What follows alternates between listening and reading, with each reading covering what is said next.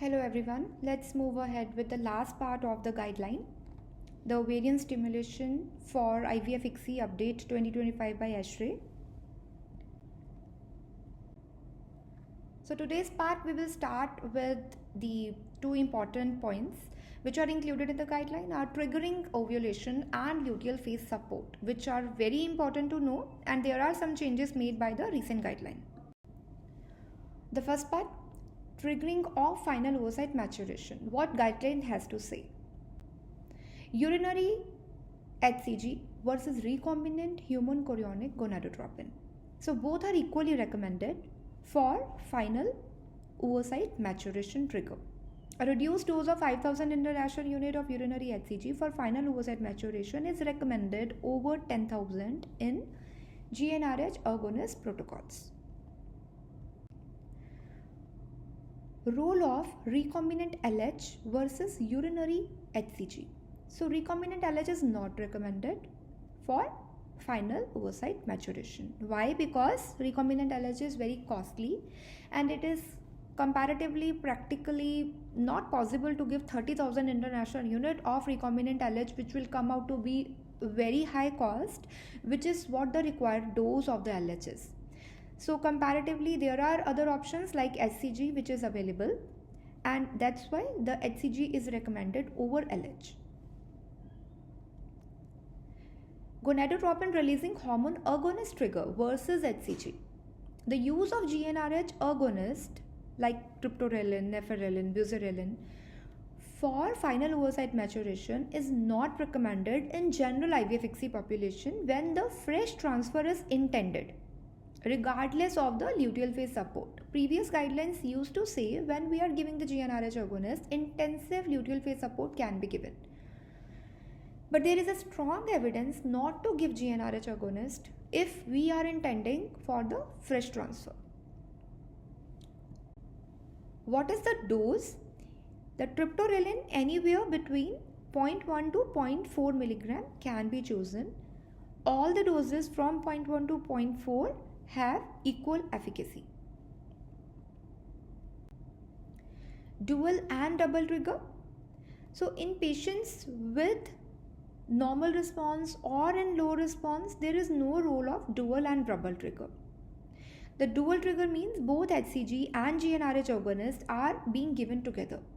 The double trigger is the one HCG is given at 36 hours and another is given at 40 hours. So both are not recommended. Coming on to the next part, that is the luteal phase support, which is very important.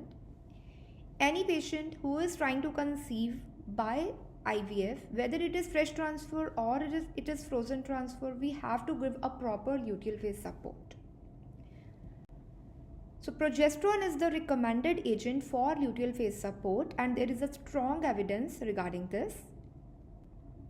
What is the route which is being recommended?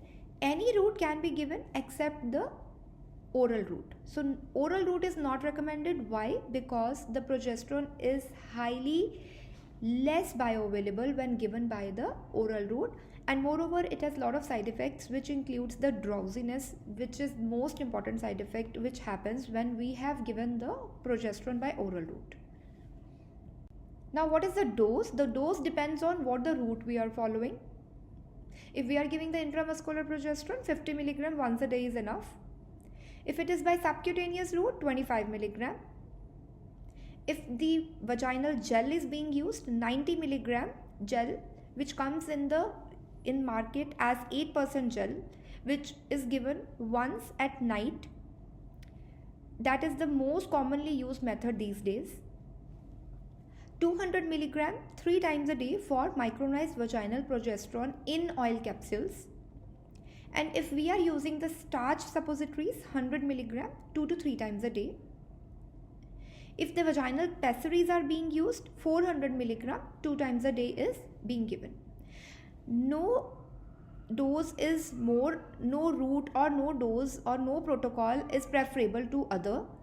It is all individualized. Whatever a clinician feels is best is being used. What I do in my practice is I give 90 milligram once daily as a vaginal progesterone gel, because I feel it is more convenient for the patient as it is a single day dosing. Progesterone, when to start? So if we are intending for fresh transfer, the starting of progesterone, it is done between the evening of the day of oocyte retrieval and day 3 post oocyte retrieval. So in between this window, anytime we can start the progesterone, but usually clinically the progesterone is started on the evening of the day of oocyte retrieval. But even because of some reason, if it has not been started, till day 3 it can be started with equal pregnancy outcomes. And till how long we have to continue it? At least till the day of pregnancy test. Dydrogesterone. Dydrogesterone is probably recommended for luteal phase support. There were some studies regarding the dydrogesterone exposure and occurrence of congenital malformations, but the guideline 2025 clearly states that these observations related cannot be translated into a conclusion on causality and therefore are considered as potential associations. Shall we supplement estradiol along with the progesterone if we are intending for fresh transfer? No, it is not recommended. Is there any role of human chorionic gonadotropins? In standard dosages of 1500, it is not recommended. Role of GnRH agonist in HCG triggered cycles, that is also not recommended. Any role of ALH supplementation, that is only done in the context of clinical trial. It is not done in the usual setting. Next part of the guideline is prevention of OHSS. There are a few changes in the present guideline. Firstly, we have to do a risk assessment of the patient. What is meant by risk assessment? Because if we know prior hand whether this patient is a high responder, normal responder, low responder, we can apply the protocols according to that. We can apply the doses of the stimulation according to that. So a personalized treatment choices on pituitary suppression protocol, FSH dosage, what trigger we have to give, and whether we have to do the freeze-all or embryo transfer fresh we have to do, all these things will only be decided once the risk assessment has been done or not. So if we have done the risk assessment, a reduced gonadotropin dose must be given in predicted high responders. Not only in PCOS patients, but predicted high responders also. GnRH antagonist protocol is something which can help in preventing the OHSS. And for pituitary suppression, if freeze-all is already planned, a progestin is equally recommended as the GnRH antagonist. GnRH agonist trigger versus HCG trigger in predicted high responders.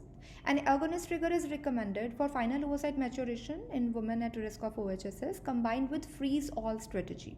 Whenever we are giving GnRH agonist trigger, we cannot do the fresh transfer because of the inadequate luteal phase support.